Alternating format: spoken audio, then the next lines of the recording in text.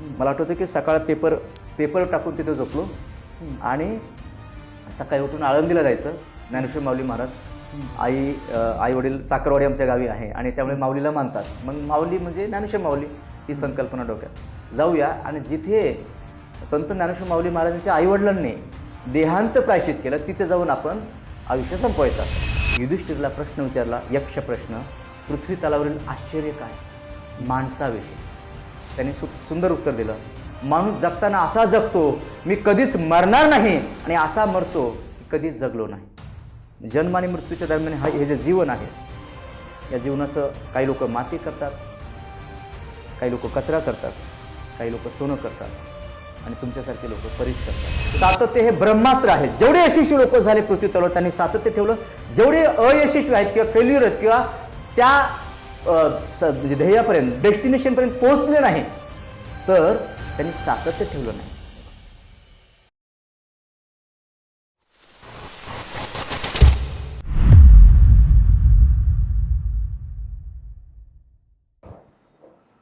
नमस्कार. विजेता corner the real hero या पॉडकास्टमध्ये तुमच्या सगळ्या व्ह्यूअर्सचं मनापासून स्वागत करतो. आज आपल्याकडे महाराष्ट्रातले सुप्रसिद्ध वक्ते, ज्यांनी लाखो लोकांच्या जीवनामध्ये खूप सारा इफेक्ट टाकलेला आहे, त्यांचं जीवन बदलण्यास मदत केलेली आहे, त्यांना दिशा दिलेली आहे, असे बालाजी जाधव सर आपल्या स्टुडिओमध्ये आज आलेले आहेत. त्यांचं आपण स्वागत करूयात. नमस्कार बालाजी सर. नमस्कार सर. नमस्कार. तुम्ही आलात त्याच्याबद्दल तुमचं मनापासून धन्यवाद. Thank you sir. मला तुमच्याबद्दल आणि ऑडियन्सला पण जाणून घ्यायचं आहे की तुम्ही फार खालच्या बॅकग्राऊंडमधून आहात, तर तिथून तुमचा हा जो प्रवास आहे तिथून आम्हाला ऐकायला आवडेल. सर्वप्रथम थँक्यू की आज माननीय आकाश गोंदवले सरांनी आज या ठिकाणी बोलवलं आणि बोलण्याची संधी दिली, मान सन्मान दिला. Thank you sir. सर अगदी बरोबर आहे की तुम्ही आत्ता जे बोललात की एकदम आपण असं म्हणू शकतो की खूपच वाईट आणि बिकट स्थिती आणि परिस्थितीतून इथपर्यंत आलेलो आहे आणि हे इन्स्पिरेशन आहे सगळ्यांसाठी. प्रॉपर मी मराठवाडा बीडमधून केज हे गाव आहे आणि केजमध्येच आमचं आत्ताही घर झोपडपट्टीमध्येच आहे. म्हणजे आजूबाजूला सर्व समुदाय बंधू भगिनी राहतात आणि त्या झोपडपट्टीमध्ये आमचं घर आहे. जात कधी जात नसते असा एक विचार, एक थॉट लहानपणी ऐकला होता, बरोबर. आणि जाती धर्म हे सगळ्या गोष्टी प्रत्येकाने निर्माण केलेल्या आहेत आपापल्या सोयीनुसार, बरोबर ना, काळानुसार, वेळेनुसार. आणि मला अभिमान आहे की ज्या बॅकग्राऊंडमधून आलो, ज्या परिस्थितीतून आलो, ज्या कास्टमधून आलो, तर खरोखरच मला आज ज्यावेळेस मी गावी जातो तो ते बघून मला आणखीन भरून येतं आणि ज्यामुळे मी इथपर्यंत आलो आहे तो सर्व प्रवास आज मी आकाश सरांच्या माध्यमाने आज या इंटरव्ह्यूमध्ये सांगत आहे. सो नमस्कार बंधूंनो भगिनींनो, की माझं नाव बालाजी विठोबा जाधव. मराठवाडा बीडमध्ये केज हे माझं गाव आहे. माझं शिक्षण MA BEd English computer diploma course केलेला आहे आणि त्यानंतर म्हणजे पुण्यामध्ये ज्यावेळेस नोकरी मिळाली 2006मध्ये आणि तिथून पुढे प्रवास सुरू झाला. तुमचं शिक्षण किंवा आईवडिलांचं शिक्षण काय होतं? आईवडिलांचं शिक्षण असं काहीच नाही. बरं. आई म्हणजे अनएज्युकेटेड अडाणी आईवडील आहेत, पण खरोखरच आई हे सगळ्यात मोठं दैवत आहे, विद्यापीठ आहे. जे पुस्तकातून मी वाचून काढले आजपर्यंत, बरोबर, त्यापेक्षा कित्येक पटीने एक शब्द आई आजही मला सांगत असते. आणि त्यामुळे आईवडिलांची इच्छा होते की मी शिकावं, आम्ही तिन्ही भावांनी शिकावं, आमच्या आजोबांची इच्छा होते की आम्ही शिकावं. तर आई मला नेहमी सांगत असते की बाळा, ज्यावेळेस आमच्या आजोबांनी शेवटचा श्वास सोडला, म्हणजे शेवटचा श्वास सोडण्याच्या अगोदर आजारपणामध्ये आजोबा नेहमी बोलायचे की सुनबाई पोरांना शिकव. आणि मग आमच्या कुटुंबामध्ये आईवडिलांनी ऊसतोडी करून, खड्डे खोदून, म्हणजे खूप कष्ट करून शिक्षण दिलं. आणि माझ्या डोक्यात एकच शब्द की मला शिकायचे. काही जरी झालं, माझी फर्स्ट प्रायोरिटी हे शिक्षण होतं. ओके. म्हणजे जेवढं शिक्षण जे करायचं आहे नोकरी मिळवण्यासाठी ते शिक्षण मी घेणार. नोकरी मिळवण्यासाठी शिकत होते? हां, म्हणजे नोकरी मिळवण्यासाठी शिकत होतो. कारण अर्थात बीड जो भाग आहे, दुष्काळग्रस्त भाग आहे, ऊसतोड कामगार आणि दुसरं काही रोजगाराचे साधन पहिल्या काळात तरी नव्हतंच, आता तरी थोडेफार झालेले आहेत. तर तिथं ऊसतोड करून तुमच्या आईवडिलांनी तुम्हाला आणि तुमच्या भावंडांना शिकवलं. शिक्षणात काय काय अडचणी आल्या? शिक्षण घेत असताना पहिली गोष्ट तर आम्ही ज्यावेळेस लहानपणी पहिली दुसरी किंवा चौथीपर्यंत जे शिक्षण घेत होतो आम्ही एका ठिकाणी राहत नव्हतो. म्हणजे एक स्पेसिफिक फिक्स याच गावामध्ये किंवा या गल्लीमध्ये घर आहे असा प्रकार नव्हता. म्हणजे आम्ही आमचे आईवडील खड्डे खोदायचं काम करायचे. म्हणजे बंधारा बांधणे, तळ्यावरती माती वगैरे टाकणे, तलाव तयार करणे. तर त्यासाठी गावोगावी भटकावं लागत होतं. ऊसतोडी करणे, 6-6 महिने गावोगावी महाराष्ट्र किंवा महाराष्ट्राच्या बाहेर कर्नाटकमध्ये वेगवेगळ्या ठिकाणी जाऊन ऊसतोडी करणे. ही गोष्ट आहे 1989ची, 88-89 त्यावेळेस. म्हणजे मी 6 वर्षाचा असेल, 7 वर्षाचा असेल. तर मग त्यामुळे पुढे जाऊन शिक्षणासाठी शाळेत फक्त 4 महिने पाठवायचे, नंतर चला ऊसतोडीला. शिक्षण हा प्रकार होत नव्हता. आणि मग सांभाळायला कोणी नाही, मग आई वडील ऊसतोडीला गेले तर बरोबर सांभाळायला कोणीच मुलांना कोण नव्हतं. सांभाळायचं? हां, सगळे म्हणजे सहकुटुंब आम्ही सगळेजण एकत्र जायचो. आणि त्यामुळे एका ठिकाणी राहणं हा प्रकार नव्हता, म्हणून शिक्षण होत नव्हतं. मग 6वीला आल्यानंतर टर्निंग पॉईंट म्हणजे ज्यावेळेस मी 5वीपर्यंत शिक्षण झालं आणि 5वी झाल्यानंतर आमचे आत्ताही धाराशिव या ठिकाणी आमचे काका आहेत, आम्ही त्यांना आदराने दादा म्हणतो, बलबीन जाधव. त्यांनी आमच्या आईला सांगितलं की काकू आपल्या पोरांना म्हणजे मुलांना शिकवलं पाहिजे. हे किती दिवस तुम्ही कष्ट करणार. त्यांनी शिक्षण केलं, त्यामुळे त्यांना शिक्षणाचं महत्त्व कळलं आणि मुलांना शिकवा. मग इथे शिक्षण होत नाही तर बाहेर कुठेतरी पाठवा. मग आम्ही बीडला 1994 साली बोर्डिंगमध्ये अर्थातच हॉस्टेलमध्ये तिथे शिक्षण घ्यायला गेलो आणि तिथून पुढचा प्रवास सुरू झाला. बरं, शिक्षणात पैशांची वगैरे अडचण काही? भयानक अडचण होती. म्हणजे 6वीला ज्यावेळेस होतं बीडला हॉस्टेलमध्ये असताना, तर 6वी ते 10वीपर्यंत शिक्षण तिथे तर ॲडमिशन्स आम्हाला जे मिळाले होते ते फ्रीमध्येच होते. एकदम गरीब म्हणजे आनंद छात्राला नाव होतं, पण आम्ही सगळे दुःखीच होतो तिथे. आणि त्या ठिकाणी भयानक परिस्थिती बिकट होती, म्हणजे घरचीही बिकट होती आणि तिथेही आम्ही आर्थिक अडचणीतच दिवस काढले. 10वी झाल्यानंतर तिथून पुढचं जे शिक्षण आहे तर आईवडील आणि मोठे बंधुराज, लहान बंधुराज, म्हणजे आमच्या घरामध्ये कुणीतरी शिकावं. म्हणजे मोठ्या भावाने शिक्षण सोडलं, लहान भावाने शिक्षण सोडलं, कारण एकाला सगळ्याला शिकता येणार नाही. लहान बहिणीने तर शिकवलंच नाही. बरं, आताही ती दुःख व्यक्त करते की दादा मला शिक म्हणजे वाचता जरी आलं असतं तर बरं झालं असतं.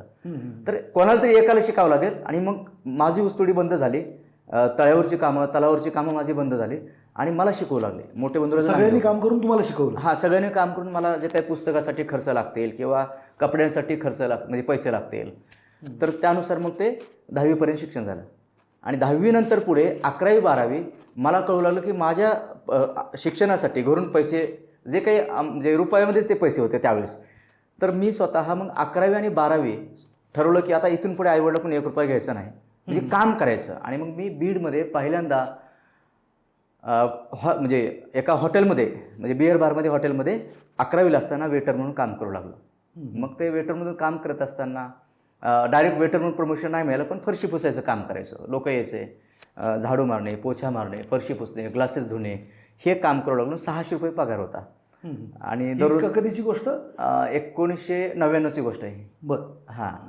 आणि मग 1 वर्ष काम केलं. कॉलेज मी जातच नव्हतो, कॉलेजला कधीतरी जायचो आणि मग कॉलेज कधी कधी करायचो आणि मग दिवसभर हे काम करायचो. सकाळी 12 ते संध्याकाळी 12पर्यंत हे काम होतं आणि कॉलेज 2-3 तास सेशन्स करायचो आणि परत मग कामाला यायचो. आणि मग ते पैसे वाचून वर्षभर 11वीला असताना 12वीला वर्षभर काम केलं. पण 6 महिन्यानंतर माझं प्रमोशन झालं, वेटर झालो. म्हणजे हॉटेलमध्ये जे काही दारूची नावं असतील किंवा मग समजा भाज्यांची नावं असतील, ते मला खूप आनंद झाला. अरे पगार पण वाढला 100-200 रुपये. आणि 2 वर्ष 11वी 12वी 2 वर्ष मी संध्याकाळी जेवण करत नव्हतो. का तर जेवण नाही केलं तर आमचे मालक म्हणायचे तुम्ही जर जेवण नाही केलं तर तुम्हाला संध्याकाळचे 10 रुपये मिळणार. तुम्ही 2 वर्ष मी जेवणच नाही केलं संध्याकाळी. म्हणजे जेवण केलं, पण ते कसं केलं जेवण की ते जे शिल्लक राहणार ना संध्याकाळी, कारण अर्धी भाकरी तरी शिल्लक राहते, थोडा भात तरी शिल्लक राहतो. आणि मग हे आमच्या हॉटेलमधील वस्तातला त्यांना कळायचं की हा बाळू नावाचा मुलगा की पैसे वाचवण्यासाठी संध्याकाळचं जेवण करत नाही. म्हणजे दिवसाचे 20 रुपये आणि संध्याकाळी 10 रुपये 30 रुपये आणि परत मग मला टिप वगैरे सर्व्हिस चांगली द्यायचं. मग यातून मी पैसा तो वाचवत पैसा जमा करायचो. 11वी झाली. 12वीला असताना परत मग मी कॉलेज करू लागलो. म्हणजे कॉलेज काही वेळ आणि परत मग काम. आणि मग नंतर म्हटलं की चला आपण कामावर जास्त फोकस करूया, काम जास्त करू लागलो. तर एक दिवस 12वीला 2 महिने वेळ होता फायनल एक्झामला. आणि फरशी पुसत असताना मला शूज दिसले खाली. म्हटलं कोण आहे, बघितल्यावरती तर आमचे मोठे बंधुराज. हम्म. आणि मोठ्या बंधुराजांना हे कुणीतरी सांगितलं होतं की मी जास्त शिक्षणाकडे लक्ष न देता मी कामावर लक्ष देत आहे, काम करत आहे. मग त्यांनी मला सांगितलं की बालू तू हे काय करतोस, म्हणजे घरी बालू म्हणतात मला, तर बालू तू काय करतोस, हे आम्ही तुझ्यासाठी काय केलं, ऊसतोडी केलं, तू माझ्या पायाखालची जमीन सरकली, हा शब्द मला आणखीन आठवतो. आणि तुला शिक्षणासाठी आम्ही पाठवले आणि तू हे काय करतोस. मग मी भाऊला माफी मागितली, भाऊ माझं चुकलं, पण काय कसं सांगू, मी त्याला सांगत होतं पण भाऊने काही समजून घेतलं नाही. आणि त्याचं खरं होतं की त्यांना घरच्यांना न सांगता मी इकडे आईवडिलांना वाटतं की मी शिक्षण करतोय आणि इकडे तुम्ही काय करतोय, काम करतोय. बरोबर. आणि मग तिथून पुढे ठरवलं की कामावर सुट्टी घेतली कामाला. 2 महिने मी प्रचंड अभ्यास केला 12वीचा आणि मग पास झालो. म्हणजे 60. कोणती बाजू साईड होती तुमची? Art, commerce? आर्ट्समध्ये होतो मी. आर्ट्समध्ये. सायन्स घेतलं होतं, पण आमच्या बंधुराजांनी सांगितलं तुला काही कळत नाही, त्यामुळे मी सायन्स घेतलं, तुला काही कळत नाही, माझ्या परस्पर जाऊन त्यांनी आर्ट्समध्ये ॲडमिशन टाकलं. ओके. मग शिक्षक बनायचं ठरवलं मी. म्हणजे 7वीला असतानाच माझं स्वप्न होतं की मोठा होऊन शिक्षक व्हायचं. म्हणजे हे माझं पहिल्यापासून स्वप्न आहे की ज्यावेळेस मी बीडला आलो त्याच वेळेस मी स्वप्न पाहिलं की मला मोठा बनून शिक्षक बनायचे. ओके. आणि शिक्षक बनून आमच्या शाळेत भाषणं व्हायचे, जयंती, पुण्यतिथी, वेगवेगळे कार्यक्रम व्हायचे. आणि त्यावेळेस ठरवलं की शिक्षक बनायचं आणि शिक्षक बनून काय करायचं, तर सुट्टीच्या दिवशी भाषणं द्यायचे. जेवढे महापुरुष आहेत, छत्रपती शिवाजी महाराज, छत्रपती संभाजी महाराज, डॉक्टर बाबासाहेब आंबेडकर, महात्मा फुले, सावित्रीबाई फुले, सर्व संत, जगद्गुरू संत तुकाराम महाराज, संत ज्ञानेश्वर माऊली महाराज, हे सर्व महापुरुष, सर्व संत आणि आत्ताच्या काळातील जेवढे यशस्वी उद्योजक आहेत, नंतर कळलं. मग त्यानंतर मग बीएडला नंबर लागला नाही, काही मार्क्सवरून माझा नंबर गेला. खूप वाईट वाटलं. आणि त्यावेळेस मग ठरवलं की आपण आता जगून पर्यायच नाही, कारण गावी जायचो आणि मग घरचे नातेवाईक बोलायचे की साधा डीएडला नंबर लागला नाही. मग ठरवलं की आपण सुसाईड करायचं. बापरे. आणि बीडला सुसाईड करायचा संकल्प केला, ठरवलं आपण सुसाईड करायचं, मार्क्स पर्सेंटेज कमी मिळालेत म्हणून. सुसाईड लगेच नाही केले मी. एकच कारण, LICची पॉलिसी काढायची. 2 लाख रुपये तरी पॉलिसी काढायची, म्हणजे आपण गेल्यानंतर घरच्यांना 2 लाख तरी मिळाले पाहिजेत, तेवढं तरी करून जाऊया. आणि माझे खास जीवलग एक सर होते, कदम सर म्हणून. मग मी काही गोष्टी शेअर करायचो त्यांना, सांगायचो की सर असं असं माझ्या डोक्यात विचार येत आहेत. कुणीतरी जवळ व्यक्ती पाहिजे आपल्या मनातले सुखदुःख सांगणार, म्हणजे मोकळं करणार, आउटलेट पाहिजे. तर आउटलेट. तर मी त्यांना सांगितलं. मग त्यांनी मला सांगितलं की तू एक काम कर, तुला मरायचं ना, आत्महत्या करायचं ना, कर म्हणले, पण एवढं हे पुस्तक वाच, म्हणजे मरायच्या अगोदर एवढं तरी करून जा. मग मला त्यांनी पहिलं पुस्तक दिलं वाचायला 2003 साली. काय पुस्तकाचं नाव? पुस्तकाचं नाव सांगतो, यश तुमच्या हातात, शिवखेरा, यू कॅन विन. ओके. बरोबर ना, म्हणजे तुम्ही जिंकू शकता, यू कॅन विन, शिवखेरा. आत्ताही मी जिथे बसतो माझ्या टेबलवर ते पुस्तक आहे, त्या पुस्तकावरती तारीख वगैरे सगळं लिहिलेलं आहे त्याच्यावरती, पेनने अंडरलाईन, पेन्सिल नाही, हायलायटर नाही, पेनने अंडरलाईन केलं. आत्ताही ते इन्स्पिरेशनसाठी समोर ठेवलेलं आहे. मग ते त्या पुस्तकातून टर्निंग पॉईंट मिळालं मला, की आत्महत्या करायची नाही आणि आत्महत्या जे करतात मुलं त्यांना करू द्यायचं नाही. ओके. ते डोक्यात तो थॉट आला. डीएडला नंबर नाही लागला. मग नंतर गावी गेलो आणि first year, second year, third year हे 2 वर्ष जो पैसा जमा केला होता सेव्हिंग बँकेत, म्हणजे 20-20 रुपयासाठी मी बँकेत जाऊन रांगेत उभा राहायचो, 20 रुपये 30 पैसे भरायला. नंतर कळलं की रोज 20 रुपये कशाला भरायचे बँकेत, तर आठवड्यातून एकदा भरू लागलो. पैसा वाचवत 2 वर्ष जमा केला आणि गावी किराणा दुकान टाकलं. ग्रॅज्युएशन करताना? फर्स्ट इयरला असताना. मग दिवसा सकाळी किराणा दुकान, परत कॉलेज, आणि संध्याकाळी 6 ते 12 परत हॉटेलमध्ये काम. Graduation first year, second year, third year 3 वर्षे. हे 3 वर्षे दुकान, त्यानंतर मग कॉलेज आणि मग नंतर हॉटेल, असं 3 वर्ष, म्हणजे 11वी 12वी, first year, second year, third year, असा हा 5 वर्षाचा टप्पा. मग ठरवलं की आता डीएड नाही झालं, बीएड करायचं. मग बीएडसाठी मग नंतर त्याच वेळेमध्ये बीएडला नंबर नाही लागला. MA फर्स्ट इयरला परत बीडला आलो, बलविंग कॉलेजला. 1 वर्ष इंग्लिश घेतलं. आमचे एक सर आहेत, राऊत सर, त्यांना विचारलं सर मी काय करू, इतिहास मला विषय आवडतो आणि इंग्लिश मला बोलायला शिकायचं आहे. मग आमचे संतराम गायकवाड सर म्हणून शिक्षक आहेत, आज आमचे दाजीच आहेत जालन्याला, त्यांनी सांगितलं की बालू तू काय कर, इंग्लिश विषय घे. मग first year, second, third year English घेतलं, तरी पण इंग्लिश बोलता येत नव्हतं. पण MA फर्स्ट इयर इंग्लिश आणि MA सेकंड इयर इंग्लिश, 2 वर्षे. बीडला फर्स्ट इयर इंग्लिश घेतलं आणि त्यावेळेस इंग्लिश करत असताना, म्हणजे एज्युकेशन घेत असताना बऱ्याच वेळ डोक्यावरून जायचं इंग्लिश लिटरेचर.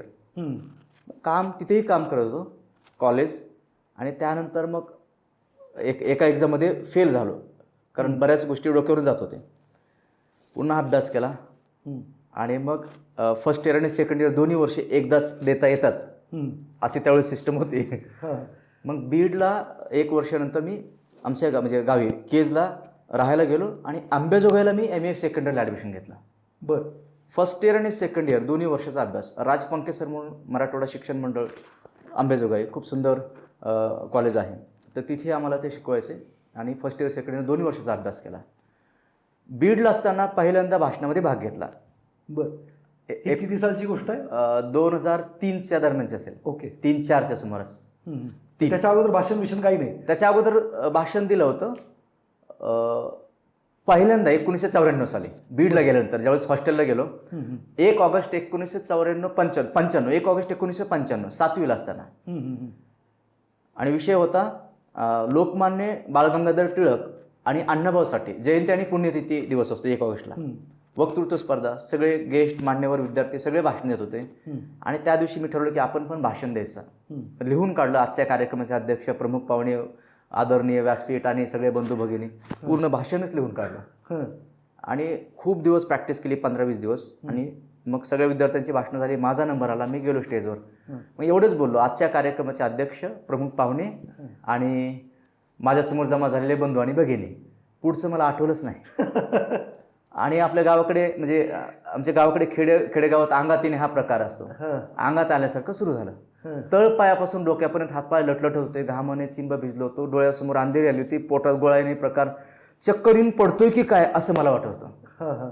आणि तेवढ्यात पाठीमागून एक सर आले आणि त्यांनी खांद्यावर हात ठेवला. ते म्हणले, बाळा तू खूप छान बोलशील, घाबरू नकोस, एक दिवस चांगला बोलशील आणि एक दिवस तू चांगला बोलशील. आणि वाक्य वापरले की स्वामी विवेकानंदसारखा बोलशील. म्हणजे डोक्यात म्हणजे आम्हाला सांगायचं ना, स्वामी विवेकानंद 1893 साली शिकागो, म्हणजे मग विश्व हिंदू परिषद मग भाषण झालं होतं संपूर्ण जगभर. मग तो थॉट डोक्यात होता. सरांनी तो डोक्यात विचार टाकला की तू एक दिवस स्वामी विवेकानंदसारखा बोलशील. वाह. एकदम डिटेल माहिती नव्हतं मला हे. आज किती लोकांना तुम्ही भाषण कला शिकवली आहे? तुम्हालाच येत नव्हतं, पण आज मला वाटतं महाराष्ट्रातल्या हजारो नेते असतील किंवा खूप सारे लोक असतील ज्यांना तुम्ही वक्तृत्व कला शिकवलेली आहे. तर किती असतील ते साधारणपणे? जवळपास 50 लाख लोकांपर्यंत भाषणं झालेली आहेत. बरोबर. आणि 5000 पेक्षा जास्त म्हणजे मुलापासून मोठ्यापर्यंत वक्ते तयार झालेले आहेत गेल्या 2008 पासून. आणि खास प्रवास प्रशिक्षण प्रोफेशनली करायला ज्यावेळेस सुरुवात केली 2012 पासून. आणि 90 पेक्षा जास्त नगरसेवकांनी ट्रेनिंग घेतलेलं आहे. आणि पर्सनल या सगळ्या गोष्टी असतातच. तर 94 साली ते भाषण झाल्यानंतर मग ठरवलं की आपल्याला प्रॅक्टिस करायची. पण तिथून पुढे घाबरल्यामुळे भाषणात भागच घेतला नाही. म्हणजे 10वीपर्यंत, 11वी 12वी झालं. फर्स्ट इयरला आल्यानंतर केजमध्ये भाषण दिलं. मग first year, second year, third year भाषणात भाग घेऊ लागलो. आणि फर्स्ट इयरला सर्वपल्ली राधाकृष्णन यांचा वाढदिवस, शिक्षक दिन 5 सप्टेंबर, वसंत महाविद्यालय केज या ठिकाणी माझं भाषण होतं कॉलेजमध्ये. तर मी भाषण लिहून काढलं पुन्हा तसंच. आणि आमच्या घराच्या बाजूला पलीकडे, साधारणतः घराच्या पाठीमागे सुद्धा आणि पलीकडे आजूबाजूला मसनवाटच आहे, स्मशानभूमी आहे ॲब्सोल्युटली आत्ताही. तर त्या मसनवाट्यात मी जायचो तिकडे पलीकडे. आणि पलीकडे एक नदी आहे घराच्या पाठीमागे, त्या नदीच्या किनारी सगळे 10-15 दगड ठेवले होते मी. आणि सकाळी 4लाच जाऊन तिथे भाषणाची प्रॅक्टिस करायचो. आजच्या कार्यक्रमाचे अध्यक्ष, खरोखरच खूप चांगली गोष्ट आहे की आज साक्षात स्वामी विवेकानंद माझं भाषण ऐकत आहेत. म्हणजे अशा पद्धतीने, म्हणजे गायडन्स नव्हतं पण स्वतःचं डोकं लावून प्रॅक्टिस करून त्यावेळेस भाषणं द्यायला सुरुवात केली. First year, second year, third year. MA first year, MA second इयरमध्ये भाषणं दिली नाहीत. MA फर्स्ट इयरला एकच भाषण दिलं. आणि अखिल भारतीय मराठी साहित्य संमेलनाने आपल्याला काय दिलं हा विषय होता. बलवीन कॉलेज बीड. आणि ज्यावेळेस मी भाषणाची प्रॅक्टिस केली, स्टेजवर गेलो, तिथेही घाबरलो. सगळे मुलं मुली हसू लागले. मी ब्लँक झालो, कन्फ्यूज झालो. आणि अक्षरशः डोळ्यात पाणी आलं माझ्या की मी एवढं भाषणं देऊन सुद्धा मला भाषण देता आलं नाही. आणि मग फर्स्ट इयर, सेकंड इयर झाल्यानंतर मग पुढे बऱ्याच ठिकाणी BEdला नंबर लागावा, थोड्या मार्क्सवरून BEd, जसं DEd गेलं तसं BEd जात होतं. आणि लास्टला मग पुण्यामध्ये डेक्कन कॉलेजला बी एडसाठी नंबरसाठी राऊंड्स होते वेगळे, पहिला राऊंड, दुसरा राऊंड, शेवटचा राऊंड होता. तो राऊंड संपला की मग महाराष्ट्रातील बी एडला जे नंबर लागणार ते संपणार होते. बर. मग तिथे आलो आणि संध्याकाळचे 6 वाजले आणि सगळ्यांनी त्यांनी डिक्लेअर केलं, जे एज्युकेशन एक्सपर्ट होते, आतमध्ये अधिकारी होते, की बी एडचे राऊंड संपलेत. मग आता एवढे रात्री 12 वाजले, समजा 6, 7, 8 वाजले होते. मग उशीर झाला, म्हणलं आता जायचं कुठे, एक काम करू इथेच झोपूया. मला आठवतं की सकाळ पेपर टाकून तिथे झोपलो आणि सकाळी उठून आळंदीला जायचं. ज्ञानेश्वर माऊली महाराज, आई वडील चाकरवाडी आमच्या गावी आहे आणि त्यामुळे माऊलीला मानतात. मग माऊली म्हणजे ज्ञानेश्वर माऊली ही संकल्पना डोक्यात. जाऊया आणि जिथे संत ज्ञानेश्वर माऊली महाराजांच्या आईवडिलांनी देहांत प्रायश्चित केलं तिथे जाऊन आपण आयुष्य संपवायचं. अरे बापरे. त्याच ठिकाणी जाऊ परत एकदा. परत एकदा. आणि संध्याकाळी रडलो पण की नंबर लागला नाही आपला. आणि माऊलींना सांगितलं पण की माऊली महाराज, मी येणार आणि तुमच्या आईवडिलांनी जिथे देहांत प्रायश्चित केले, प्राण सोडला, तिथेच मी प्राण सोडणार. आणि सगळं मग कसं प्राण सोडायचं, दगड बांधायचे, म्हणजे बाहेर नाही आलं पाहिजे, पायाला दगड बांधायचे वगैरे, असं डोक्यात क्रिएटिव्ह माइंड त्यावेळेस. आणि काय माहिती, सकाळी 6 वाजता अनाऊन्समेंट झाली आणि ती अनाऊन्समेंट होती भटक्या जाती जमातीसाठी काय VJNT कॅटेगरी, भटक्या जाती नाही बोलले, VJNT4 या कॅटेगरीसाठी एक जागा सुटलेली आहे. ओके. आणि त्या ठिकाणी मी गेलो. माऊलींनी ऐकलं म्हणायचं आता काय. आणि तिथे गेलो आणि मग लगेच नंबर लागला. मग मी आतमध्ये गेलो, नाव अनाऊन्स केलं त्यांनी पर्सेंटेजनुसार. आतमध्ये गेलो आणि आतमध्ये गेल्यानंतर यस बालू जाधव तुम्हीच का? म्हणलं हो. की तुमचा नंबर लागला. मग ते डॉक्युमेंट सही वगैरे काय प्रोसेस असेल ते विचारत होते की कोणतं ठिकाण पाहिजे तुम्हाला, शहर विचारतात अगोदर. की 3 त्यांनी सांगितले, कोल्हापूर, एक म्हणजे वर्धा नागपूर साईडला विदर्भमध्ये, आणि एक मुंबई. मी त्यांना म्हटलं सर एक काम करा, मसनवटा द्या. ते बोलले हे काय? म्हटलं सर मसनवटा द्या. म्हणलं तुम्हाला जे द्यायचं ते. ते बोलले असं का बोलताय? मी त्यांना म्हटलं सर खूप वैतागलोय, ही आता झालं नसतं तर मी तिकडे प्राण म्हणजे देहत्याग करणार होतो. तुम्हाला जे द्यायचं ते जे द्यायचं ते द्या म्हणलं सर. मग त्यांनी वर्धा स्वावलंबी शिक्षण महाविद्यालय वर्धा या ठिकाणी ते दिलं. आणि मग सांगितलं की तुम्हाला एवढे पैसे भरावे लागेल, 15,000 भरावे लागतील. मग तिथे लगेच मी आमच्या आईला फोन केला, आमच्या दाजींना फोन केला, संतराम गायकवाड यांना. आणि आईकडे पैसे नव्हते. मी संध्याकाळी इथून पोहोचणार होतो, संध्याकाळी 6-7 वाजता गावी निघणार होतो सकाळपर्यंत. आईने रातोरात आमचे मामा आहेत रिटायर मिलिटरीमेंट, विलास माने म्हणून धारूरला, त्यांना फोन केलं की भाऊ पैसे पाहिजेत. आणि 5 रुपये टक्क्याने 5 रुपये टक्के. हो, 2003 मध्ये. महिना 5 रुपये. महिना 5 रुपये. त्यावेळेस ते पैसे 15,000 उचलले. आणि आमचे संतराम गायकवाड जालन्यावरून केजला आले, मी इथून रातोरात. आणि सकाळी आम्ही पोचलो आणि पैसे आणले आईने. आणि ते पैसे घेऊन आमचे दाजी आणि मी नागपूरला गेलो, वर्धाला गेलो. आणि मग कॉलेजमध्ये गेलो. आणि तिथे गेल्यानंतर फॉर्म भरताना त्यांनी सांगितलं की तुम्हाला 15,000 नाही भरायचे, फक्त 1,500 भरायचे. आणि मग ते सगळे पैसे आमच्या दाजीकडे बाकीचे 13,500 दिले, 1,500 रूम वगैरे. तो बी एडचा. मग फक्त दाजीने मला एवढं सांगितलं, संतराम बाप्पा, आम्ही बाप्पा म्हणतो त्यांना, बालू हे तुझ्या जीवनातलं शिक्षणाचं शेवटचं वर्ष आहे, इथून पुढे तू शिक्षण नाही घेणार, शिक्षक होणार तो. एक नसेल तरी भाग घ्यायचा म्हणजे तो प्रत्येक स्पर्धेमध्ये. बरं. आणि म्हणलं यस, जमत नसेल तरी. कॉलेजमध्ये जेवढ्या स्पर्धा होते अनाऊन्समेंट यायचे की आपल्याकडे डान्सच्या स्पर्धेत कोण डान्स करणार, तर आपला हात वर. येत नसेल तरी योगाच्या स्पर्धेत कोण योगाच्या स्पर्धेत भाग घेणार, हात वर. बरोबर. प्रत्येक स्पर्धेत भाग घेतला आणि प्रत्येक स्पर्धेमध्ये नंबर्स मिळवले. वाह. म्हणजे सूर्यनमस्कारच्या स्पर्धा होते, आणखीन माझ्याकडे पेपरचं कटिंग आहे आणि मेडल मी आणखीन ते सांभाळून ठेवलेलं ऑफिसमध्ये. म्हणजे खूप मोठ्या स्टेडियममध्ये मी ठरवलं आजचा दिवस शेवटचा आपला. डोळे बंद केले, सूर्यनमस्कार 1,500 नॉनस्टॉप सूर्यनमस्कार केले. वाह. आणि ते कोच होते परीक्षक, ते येऊन मला त्यांनी पाठीवरती हात मारला, चिखलाने माखलं होतं पूर्णपणे, ठरवलं होतं पण बेशुद्ध पडेपर्यंत सूर्यनमस्कार करायचे आपण. कमिटमेंट. मग तिथे माझा 2रा नंबर आला त्या ठिकाणी. आणि आमच्या कॉलेजमधल्या मुलींना त्या ठिकाणी बरं कोच कोण बनणार, तर सर आमच्या दाजीने बाप्पाने सांगितलं होतं येत नसेल तर हो म्हणायचं. हो, मलाच योगा माहीत नव्हता. आमच्या प्रिन्सिपलने मॅडमने तिथल्या मला ते सूर्यनमस्कारचा मंत्र दिला, तो पाठ केला मी. आणि कॉलेजमधल्या 3 मुलींनी भाग घेतला. त्यांना तिघींकडून मी तिघींना रोज प्रॅक्टिस करून घेऊन आलो. हां. तिघींचाही पहिला, दुसरा, तिसरा नंबर आला. अरे वा. आणि मग त्यावेळेस मग वक्तृत्व स्पर्धेत कोण भाग घेणार? भाषणाच्या स्पर्धेमध्ये वक्तृत्व स्पर्धा, महाविद्यालयीन स्पर्धा, 250 विद्यार्थ्यांनी भाग घेतला. हां.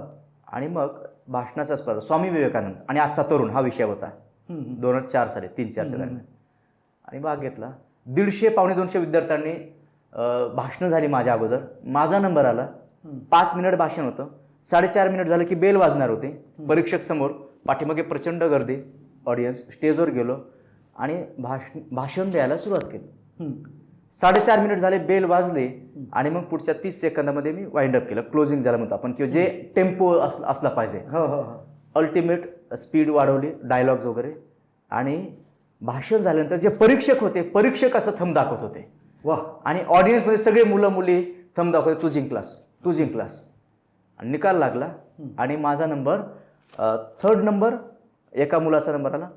आणि सगळे फर्स्ट नंबर तुझाच येणार, फर्स्ट नंबर, नावच म्हणजे तिथे अनाऊन्स करू लागले. आणि फर्स्ट नंबर एका मुलीचा आला आणि 2nd नंबर माझा आला. आणि सगळ्या मुलांनी, अननोन मुलांनी तिथे गोंधळ घातला की फर्स्ट नंबर यांना द्या, म्हणजे या मुलाला द्या. मग मी स्टेजवर गेलो आणि सांगितलं की ऑडियन्सनी फर्स्ट नंबर देऊन ऑडियन्सनी फर्स्ट नंबर दिला. मग तिथून पुढे भाषणं सुरू झाली. असं. ग्रेट. बरं, हे जे ट्रेनिंग प्रोग्राम वगैरे तुम्ही कंडक्ट करता, हे कसं काय या फील्डमध्ये आलात? म्हणजे तुम्ही आता B.Ed पूर्ण केलं.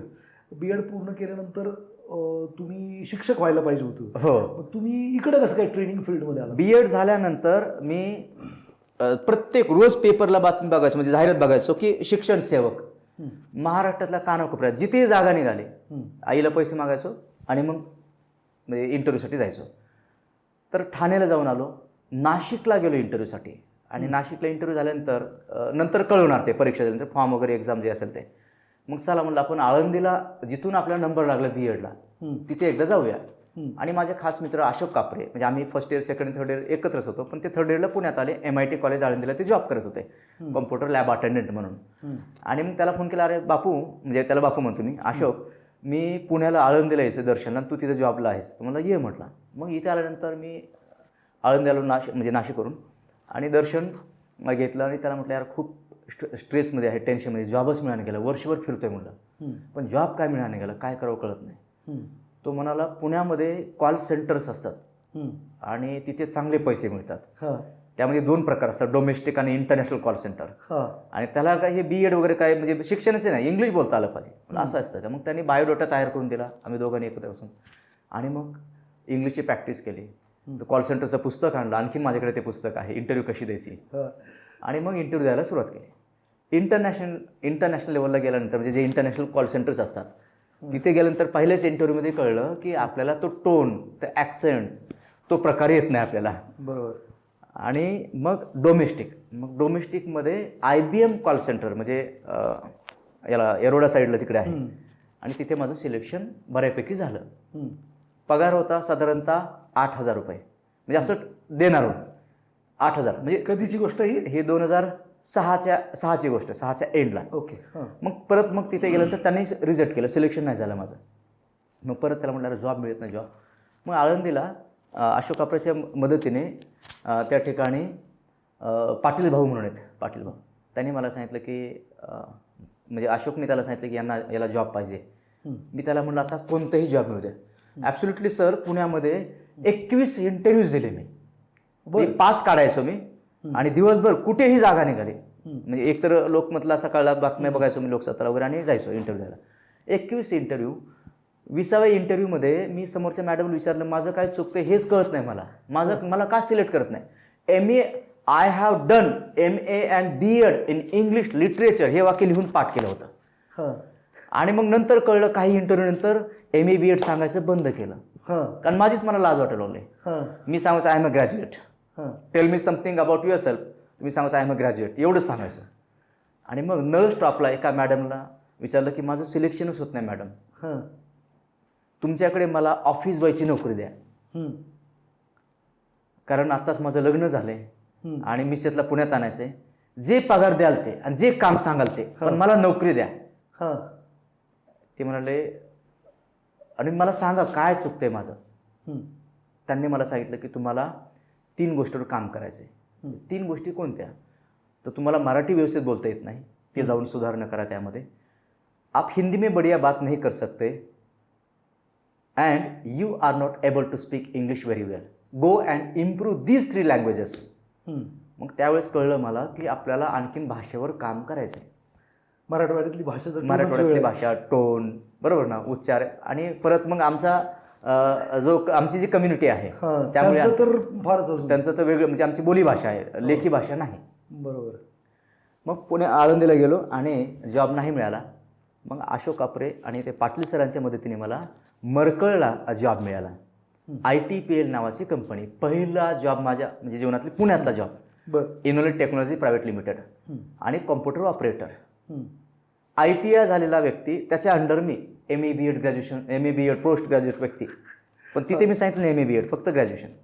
त्यांना पगार 2.5 लाख, मला पगार 3,000. बरं. आणि गोंधळ चालायचं डोक्यात की 10वी शिक्षण या व्यक्तीचं, ITI झालेला, आणि यांना 2.5 लाख पगार, आणि आपण एवढं शिक्षण घेतलं 20 वर्ष, MA BEd 6 महिन्याचा कॉम्प्युटरचा कोर्स केलेला आहे, तर आपल्याला पगार फक्त 3,000. त्या कॉम्प्युटरच्या शिक्षणामुळे मला ते 3,000ची नोकरी मिळाली.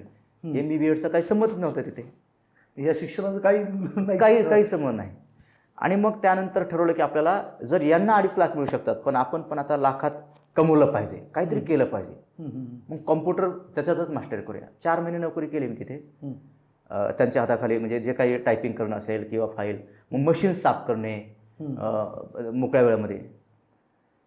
मग अशोकने मला सांगितलं की MIT कॉलेजला जॉब वॅकन्सीज निघालेल्या आहेत, लॅब अटेंडंट, आणि पगार तुला तेवढंच मिळेल. मग इंटरव्ह्यू दिली आणि त्यांनी रिजेक्ट केलं मला. जोसेफ सर असं काहीतरी नाव, प्रिन्सिपल. मी त्यांना जाऊन हात जोडले, त्यांना म्हणलं, sir please give me 1 opportunity. I will prove myself, I will give my 100%. बरं, 3 वाक्य लिहून काढून गोकमपट्टी करून पाठ केलेले. MA BEd इंग्लिश पुस्तक घेऊन शिकवता येतं, बरोबर. शिकवणं, teaching is different and speaking is different. Exactly. बरोबर ना. शिकवणं, पुस्तक घेऊन तर शिकवायचं, घरी तयारी करायची, पण ऑन द स्पॉट बोलता आलं पाहिजे ना. एक्झॅक्टली. आणि मग मला कळलं की अरे आपल्याला शिकवता येतं, बरोबर. आणि मधल्या दरम्यान ADCला मी ज्युनियर लेक्चरर झालो होतो. 2-3 दिवस, काही दिवस मी शिकवलं होतं. आणि तिथे डोनेशन माहितल्यानंतर मी ठरवलं की नाही, डोनेशन पैसे भरून नोकरी नाही करायची. पुण्यात आल्यानंतर मग ते इथे नोकरी मला जोसेफ सरांनी ऑपॉर्च्युनिटी दिली. Computer lab attendant, MIT college Alandi. मुलं येणार, इंजिनिअरिंगची मुलं, प्रेझेंटी घ्यायची त्यांची, आणि ते काय करतात ते बघायचं फक्त. कॉम्प्युटर खराब झाला तर हार्डवेअर नेटवर्किंग तिथं शिकलो, सॉफ्टवेअर काही गोष्टी शिकत होतो, आणि ठरवलं की आपल्याला इथंच काम करायचं.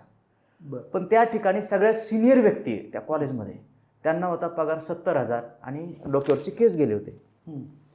मी विचार केला इथपर्यंत पोचायला आपल्याला राहणार नाहीत केस, लाखात तर लांबच. आणि मग तिथे 6 महिने मी काम केलं. आणि 6 महिने, तुम्ही जो प्रश्न विचारला की या फील्डमध्ये कसं, 6 महिन्यानंतर 8 महिन्यानंतर ठरवलं तर बरेच वर्ष तिथं काम करायचं. बालगंधर्वला मी प्रोग्राम बघायला गेलो एक, आणि नाव पेपरला होतं विजेता होणारच. हे विजेता होणारच, आपल्याला विजेता व्हायचंय, विजेता व्हायचंय. मला वाटलं नाटक, कारण ते सगळं सकाळमध्ये आतमध्ये असतो ना तो नाटक वगैरे, तोच त्याच पेपरला. आणि म्हटलं आपण नाटक वगैरे नाही तर विजेता होणारच. मग त्यात त्यांनी टेस्टिमोनियल्स वगैरे दिले होते, आपण जाऊया. मी, मिसेस आणि आमचे कझिन रामभाऊ जाधव, ते इंडिका चालवायचे, आणि त्याला म्हणलं अरे पिंटू आपल्याला जायचं आहे. मग इंडिकाने आम्ही गेलो 3 जण. 9 ते 12 शो होता, 100 रुपये काहीतरी तिकीट असेल. प्रोग्राम झाला, सरांसोबत उमेश कणकुलेकर सरांसोबत फोटो काढायला, लोक ऑटोग्राफ घ्यायला, मी फक्त बघत होतो. आणि तिथे एक स्टोरी मी बघितली होती, मॉन्टी रॉबर्ट्सची. ती स्टोरी सर सांगत होते, तर मी असं ढसाढसा रडत होतो तिथं. लास्टला मागे बसलो होतो. यस, मला जे 94 साली माझं स्वप्न होतं की मला शिक्षक बनायचं आहे आणि व्याख्याता बनायचे, जगभर जायचे, तर हे असं आहे का, हे आहे ते. तिथून एक इन्स्पिरेशन मिळालं. आणि प्रोग्राम झाल्यानंतर मी शेवटपर्यंत थांबलो. सगळे लोक गेले, पण मी थांबलो लांब. त्यांना भेटण्याची म्हणजे इच्छा होती की भेटावं, पण गर्दीत. मग सगळे लोक गेल्यानंतर मी त्यांना भेटलो, पाया पडलो. सर मला तुमच्यासारखं बनायचं आहे, मी काय करू? मग त्यांनी नंबर दिला, फोन कर, मुंबईला यावं लागेल. म्हटलं सर तुम्ही कुठेही बोलवा सर. मग काही दिवसांनी लगेच मी सरांना फोन केला, सरांनी बोलून घेतलं, मुंबईला गेलो. 5 वाजता मीटिंग सुरू झाली, सकाळी 6ला मीटिंग संपली. अरे बापरे, रात्रीच्या 5ला? संध्याकाळी 5ला मीटिंग सुरू झाली आमच्या दोघांची, सकाळी 6ला संपली मीटिंग. बापरे. आम्ही दोघंच रात्रभर पूर्ण जर्नी, म्हणजे मला काय करायचं, आणि सरांनी त्यांची स्टोरी सांगितली. आणि मग मी त्यांना म्हटलं, सर मी तुमच्यासोबत मला जीवन काढायचं, मला तुमच्यासारखं बनायचं आहे. आणि मग मुंबईला सरांनी त्यांच्याच गाडी घेऊन स्कॉर्पिओमध्ये घेऊन आले. आणि मग त्यांच्या टीमला सगळ्यांना सांगितलं की हा मुलगा आहे, मग तुम्ही सांगाल ती पूर्व दिशा. बरं. हां, मग मी आळंदीला गेलो. आणि मला मग विकास भोईर सर माझे मित्र आहेत, त्यांनी मला फोन केला की सरांनी तुला बोलवलं आहे. मग मी सरांकडे गेलो आळंदीवरून बालेवाडीला. आणि त्यांनी सांगितलं की मग तुला करायचं तर मग बोलता आलं पाहिजे, वक्ता बनायची प्रोसेस. मग बोलता आलं पाहिजे तर भीती गेली पाहिजे, मग पुस्तकं घ्या. मग पुस्तकं मी आळंदीला घरोघरी जाऊन विकू लागलो. मी पुस्तकं तिथून घेतले, तर बसमध्येच पुस्तकं विकले मी. बरं. तिथं जाईपर्यंत. आणि घरोघरी तिथं जाऊन पुस्तकं विकायला सुरुवात केली.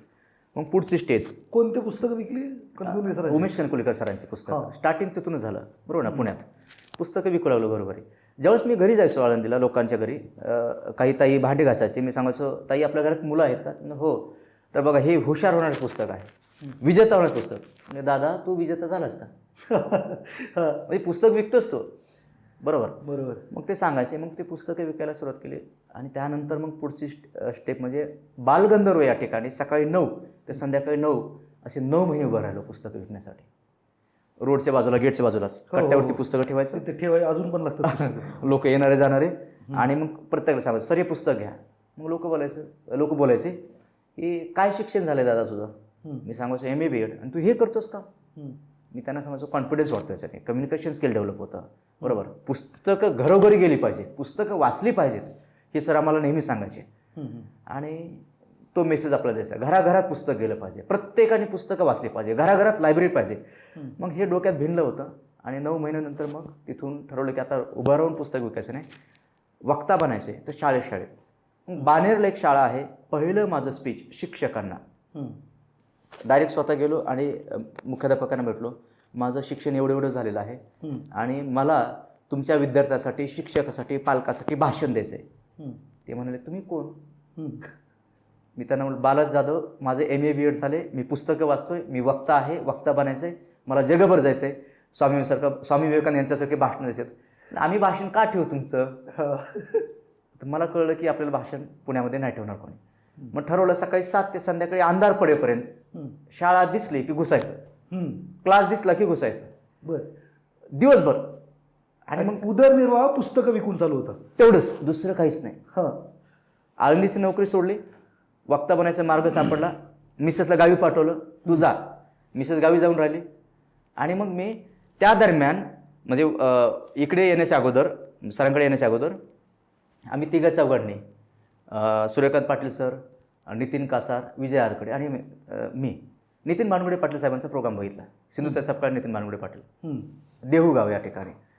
आणि प्रचंड एनर्जी मिळाली की यस, अशा पद्धतीने आपल्याला बोलता आलं पाहिजे. हे व्यक्तिमत्व. मग एक माणसं मिळत चालले वक्ते या फील्डमधून. मग संतोष नायर मला कळाले, म्हणजे मुंबईमध्ये. विजयने सांगितलं की अरे असेच एक व्यक्तिमत्व आहे सेल्समध्ये. मग त्यांचे 70,000चे DVD विकत घेतले. जेवढा पैसा जमा नायर सरांची कोर्सची DVD सगळं सोडलं. आणि आळंदीला गावाच्या बाहेर जाऊन DVD 3 महिने 6 महिने काही करायचं नाही, फक्त DVD बघायचे. म्हणजे सरांकडे येण्याच्या अगोदर, आणखी कणकवली सरांच्या येण्याच्या अगोदर फक्त DVD. आम्ही चौघांना ठरवलं की चौघांना वक्ता बनायचे. चौघांना ठरवलं. मग त्यासाठी काय करावं लागेल, तर पुस्तक वाचले पाहिजे. त्या काळात DVD होते, DVD बघितले पाहिजे. रोज सकाळ दुपार संध्याकाळ हाताने स्वयंपाक करणे, दिवसभर DVD बघणे, पुस्तक वाचणे, पॉईंट्स काढणे, प्रॅक्टिस करणे. भाडं वाचण्यासाठी, कमी भाड्यासाठी गावाच्या बाहेर तिकडे लांब शेतात रानात रूम केली. बरं. दुसरं काहीच काम नाही, फक्त एवढंच. आणि मग सरांकडे आल्यानंतर मग शाळेत जाऊन लेक्चर देण्यासाठी. तर आणखीन माझ्याकडे त्या डायरीज आहेत, कमीत कमी 350 डायरी माझ्याकडे. आणि दर वर्षाच्या डायरी ते वेगळे, की आज कोणत्या शाळेत गेलो, कोणते मुख्याध्यापक भेटले, त्यांचं नाव, नंबर, सगळे शेड्यूल. दिवसभरात 10-10, 15-15 शाळेत जायचो. आणि मग नंतर मग लेक्चर लागू लागले. आम्ही 10 मिनिट तुम्हाला वेळ देणार, सगळे शिक्षक जेवण करणार, त्यावेळेस तुम्हाला बोलायचं. मग शिक्षकांना 10 मिनिटामध्ये मग मी पुस्तकाविषयी माहिती याचे काय पैसे बिसे मिळणार नाही? नाही नाही, पैसे वगैरे काय नाही. ते म्हणायचे पैसे आम्ही देणार नाही. त्यांना सांगायचं तुम्हाला द्यायचं असलं द्या, नाही तर नका देऊ, हां. पण मला बोलायला संधी द्या. आता एका कोर्सची फी किती घेतात? हायएस्ट फी काय तुमच्या? आता पर्सनल मेंटरिंगला मी 15 लाख रुपये घेतो एका माणसाचे? एका माणसाचे. ठीक. आणि एका वाचनाला 1,65,000 घेतो 1 तास बोलण्यासाठी. हे वाढवायचं आपल्याला, जास्त नाही. म्हणजे एका लेक्चरला 10 ठीक आहे, लाख. मी जास्त बरोबर.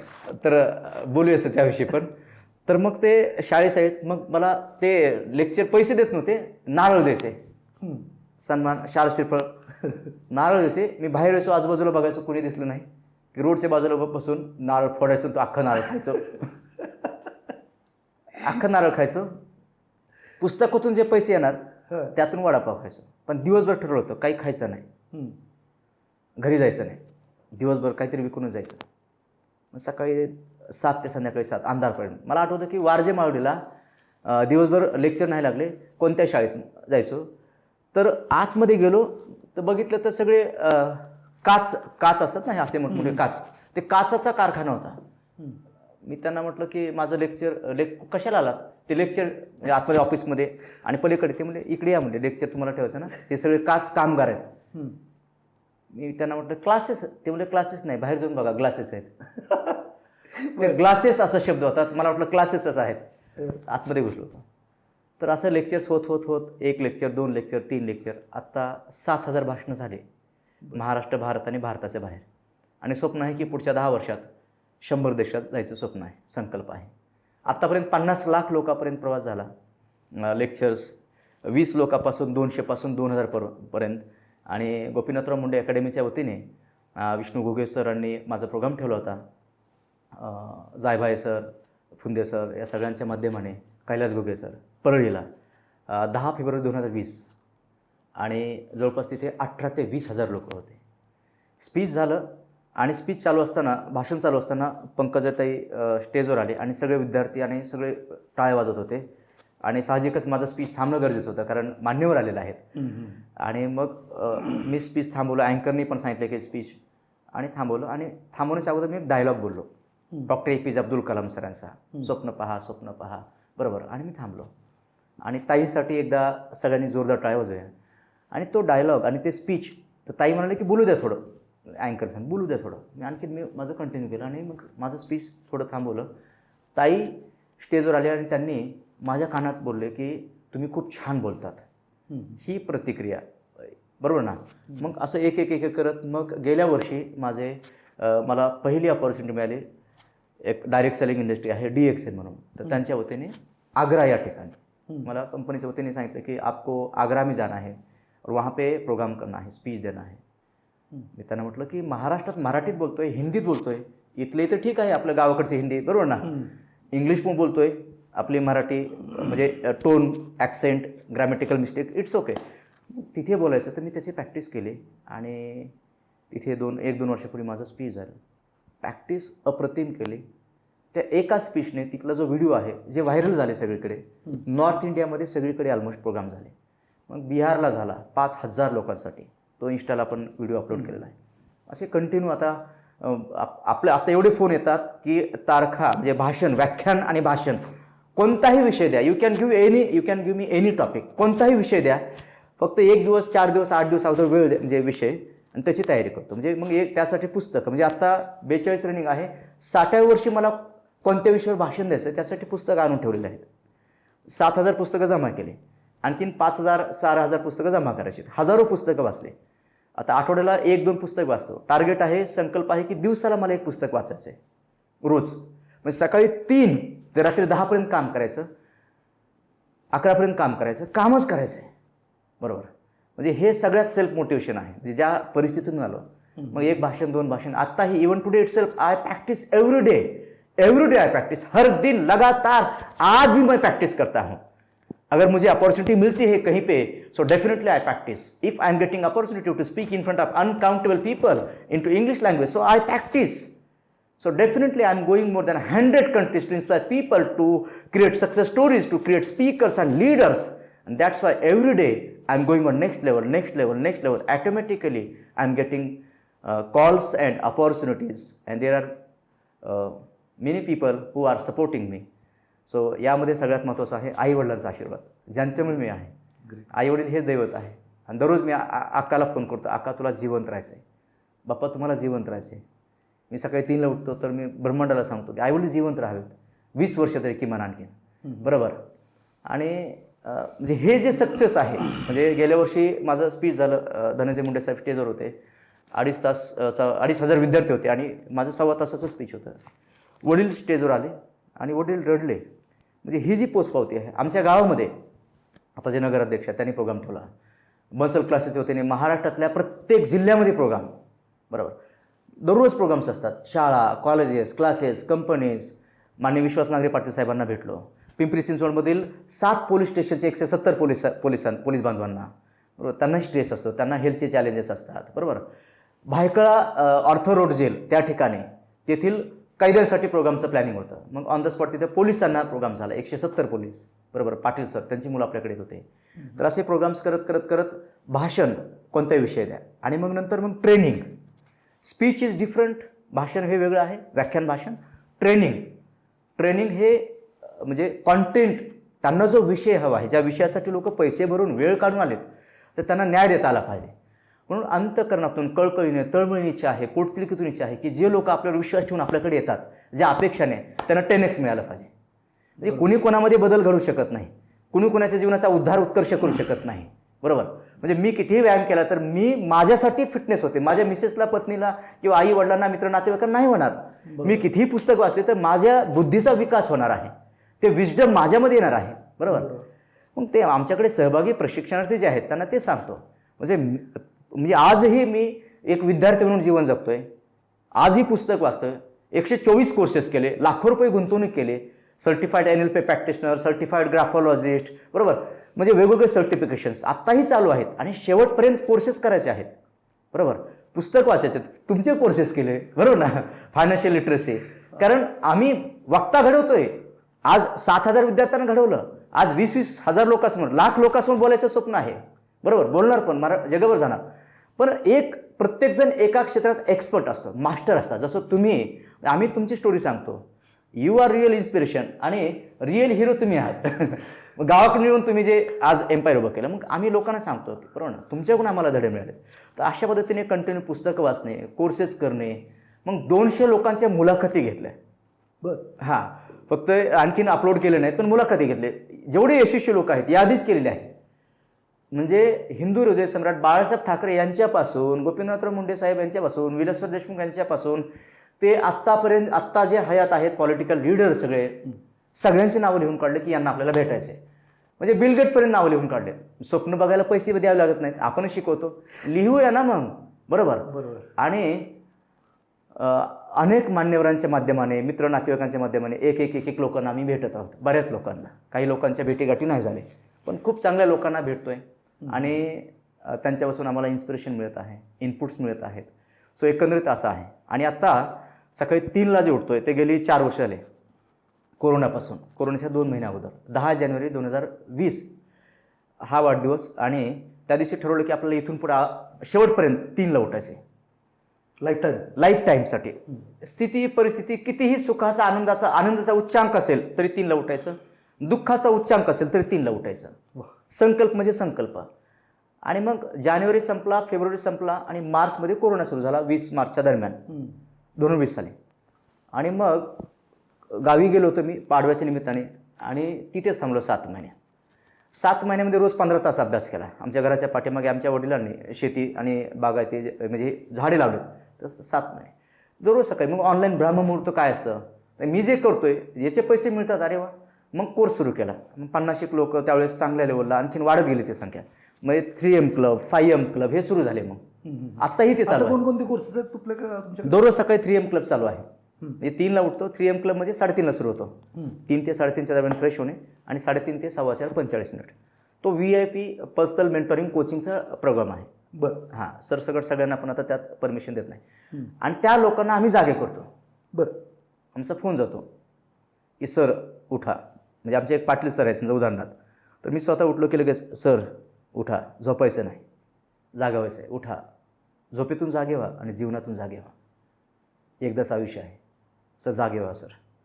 असं काहीतरी तू कर गड्या, म्हणजे तुला स्मरणतील पिढ्यानपिढ्या सर उठा लगेच. मग तो बरोबर ना. महाराजांचा फोटो त्यांना सांगितलं घरात लावा, छत्रपती शिवाजी महाराज, बघा महाराज तुम्हाला जागे करत आहेत, उठा, बरोबर तुम्हाला सांगत आहेत उठा म्हणून, जागे व्हा. म्हणून आम्ही सगळेजण उठून सकाळी 3M क्लब घेतो, नंतर 5M क्लब घेतो, आणि नंतर मग मुलांचे कोर्सेस चालू आहेत. 1ली ते 5वीपर्यंतच्या मुलांचा कोर्स आहे लक्ष्य झेप ज्युनियर. 5वी ते 12वी ग्रॅज्युएशनपर्यंतचा एक कोर्स आहे लक्ष्य झेप नावाचा, आणि हा मेन कोर्स आहे आमचा लक्ष्य झेप.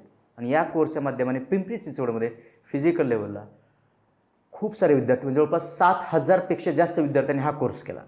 फंटास्टिक. आणि आम्हाला खूप आनंद होतो. सगळ्यात माझा आनंदाचा क्षण तोच असतो ज्यावेळेस मुलांचे आणि पालकांचे फोन कॉल्स येतात की सर थँक्यू बरं का, की आमचा विद्यार्थी आता वैष्णव उगले उदाहरणार्थ जर्मनीला शिक्षण घेत आहे, शिवम आता जर्मनी जायचं टार्गेट आहे, बरोबर, की असे हजारो विद्यार्थी आहेत, नावं घेऊ तेवढे. शुभम मेदनकर एक सामान्य विद्यार्थी, आता असामान्य अद्वितीय झाला, लेखक झाला, वक्ता झाला, उद्योजक झाला, म्हणजे खूप सारे स्टोरीज, सक्सेस स्टोरीज मुलांचे. मग त्यांचेच पालक सांगू लागले की सर आम्हाला भाषण शिकायचं आहे, तुमच्यासारखं बोलायला शिकायचं आहे. मग वक्ताचा कोर्स, मग बरेच त्यापैकी पालक लक्ष वक्ता महाराष्ट्राचा लक्ष वक्ता नावाने तो कोर्स आहे. मग त्यामध्ये मग काही लोक म्हणतात सर दर रविवारी यायला जमत नाही, दर गुरुवारी यायला जमत नाही, 3 महिने. मग 3 दिवसाचा रेसिडेन्शियल कोर्स, तो दर महिन्यातून एकदा लोणावळ्याला असतो, खंडाळा या ठिकाणी असतो. 3 दिवस 30, 40, 50 लोक असतात, आणि घासून तासून तयारी करून घेतो आम्ही. त्यानंतर 3 महिन्यात आम्ही सांगतो, 3 महिन्याचा कोर्स आमच्याकडे केला, आम्ही मनी बॅक गॅरंटी देतो की 3 महिन्यानंतर तुम्ही भर चौकात भाषण द्याल. भीती सगळी काय, सगळे भीती सगळी निघून जाते. तुम्ही सांगितले 90पेक्षा जास्त नगरसेवकांनी पण हा प्रोग्राम केला. हो 90पेक्षा जास्त नगरसेवकांनी कोर्स केलेला आहे. सगळ्यांची नावं घेता येणार पण बाळासाहेब ओवळ सर आहेत, आमचे मित्रच आहेत, बरोबर, त्यांनी कोर्स केला, मग तिथून मैत्री झाली, बरोबर. त्यानंतर मग दिघेचे विकास डोळे सर आहेत नगरसेवक, यूट्यूबला पण आपण व्हिडिओ इंस्टाला अपलोड केलेला आहे. खूप सारे नगरसेवक आहेत, आणि खूप चांगल्या पद्धतीने शिकण्याच्या उद्देशाने की वक्तृत्व असलं पाहिजे, कर्तृत्व आहे, कामगिरी आहे, पण ते मांडताच येत नाही, मग किती दुःख आहे, काही उपयोगच नाही. म्हणून कर्तृत्व आहे तर मांडता आलं पाहिजे. म्हणजे वक्तृत्व, कर्तृत्व, नेतृत्व, मग मिळतं प्रभुत्व, बरोबर. मग आपल्यातला प्रभू बाहेर येतो, आपण सेवा करण्यासाठी आहोत. आणि काही लोकांकडे फक्त वक्तृत्व असतं, कर्तृत्व असतं, पण वक्तृत्व नसतं, प्रभुत्व असतं, बरोबर, नेतृत्व पण असतं, पण वक्तृत्व नसतं. म्हणून वक्तृत्व, कर्तृत्व, नेतृत्व आणि प्रभुत्व. वक्ता दश सहस्रदाता भवती वानवा, वक्त्यांची गरज आहे. इन्स्पायर करणार, घराघरात वक्ता झाला पाहिजे. प्रत्येक व्यक्ती, प्रत्येक कार्यकर्ता, प्रत्येक नेता, प्रत्येक उद्योजक. मग कम्युनिकेशन स्किल्स, संवाद कौशल्य, सहकाडा, वाद राहतो. पती पत्नीमध्ये वाद आहेत, मुलं आणि आईवडिलांमध्ये वाद आहेत, ऑफिसमध्ये सिनियर ज्युनियरमध्ये वाद आहेत, कामगारामध्ये वाद आहेत, लोकांमध्ये वाद आहेत. आणि वाद का आहेत तर संवाद होत नाहीत, कुसंवाद आहे, सुसंवाद नाही. आणि सुसंवाद त्याच वेळेस चांगला होतो जेव्हा सुसंवाद असतो.